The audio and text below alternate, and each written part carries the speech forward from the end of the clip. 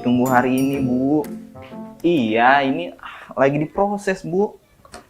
Iya, ditunggu hari ini ya, Bu ya. Ya, yaudah, yuk. Assalamualaikum. Kenapa sih udah bolak-balik mulu? Gue lagi nonton. Ini, J, gue transfer nggak bisa-bisa. Pakai banking juga nggak bisa. Emang berapa sih yang mau transfer? 70 juta sih, J. Ya iyalah, Dal. Mana bisa lo transfer segede gitu? Kan ada limitnya kali ATM sama banking. Lo gimana sih? Terus pakai apa? Ya pakai clearing lah. Oh.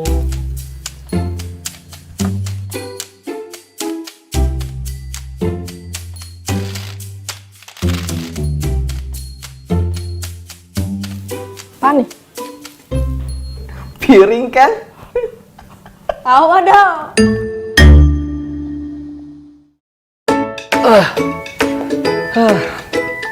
Jadi gini, clearing adalah pertukaran data keuangan elektronik atau warkat antara peserta clearing, baik atas nama peserta maupun atas nama nasabah yang perhitungannya diselesaikan pada waktu tertentu.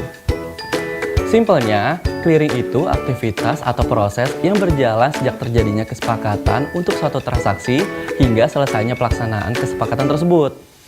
Clearing sendiri merupakan suatu istilah perbankan yang diambil dari bahasa Inggris, yaitu clearing. Oke, stop dulu sampai sini. Mungkin banyak dari kita yang malah bingung, apa sih clearing itu dan gimana sih prosesnya? Oke, misalnya ya, kamu mau kirim uang ke nomor rekening teman kamu. Nah, proses awal biasanya kamu harus mengisi suatu form di bank tempat kamu nabung untuk kirim dana tersebut. Kemudian, bank akan melakukan pengecekan nih, atau semacam verifikasi apakah dana di tabungan kamu cukup atau enggak untuk melakukan transfer.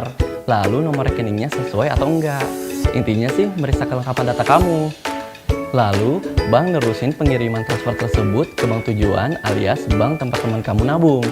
Tapi prosesnya nggak semudah itu, karena tiap bank punya sistem yang berbeda-beda. Proses transfer bank itu hanya bisa terjadi karena adanya sebuah sistem yang dimiliki oleh bank sentral, yaitu Bank Indonesia. Nah, sistem yang dimaksud dalam proses tadi disebut sebagai Sistem Clearing Nasional Bank Indonesia alias SKNBI. Nah, kalau penyelesaian transaksi di waktu tertentu tuh gimana ya? Gini yang dimaksud dengan waktu tertentu. Kan yang kirim uang bukan cuma kamu doang, tapi ada banyak orang. Kayak buat transaksi bisnis, perdagangan, supaya perekonomian terus berjalan. Makanya, bank sentral kita yaitu Bank Indonesia menerapkan beberapa periode waktu pengiriman. Biasanya, bank komersial mengumpulkan dulu permintaan nasabah, kemudian baru diteruskan ke Bank Indonesia dalam satu kloter agar bisa diproses bersamaan. Dengan begitu akan jadi lebih efisien kan? Misalnya, kita kirim uang jam 9 pagi, maka penyelesaian transaksi atau settlement-nya akan diproses di periode berikutnya antara jam 9 sampai jam 11. Begitu juga kalau kamu ngirim lewat dari jam 11, maka settlement-nya akan diproses di periode selanjutnya antara jam 11 sampai jam 1. Begitu seterusnya sesuai dengan periode yang sudah ditentukan Bank Indonesia.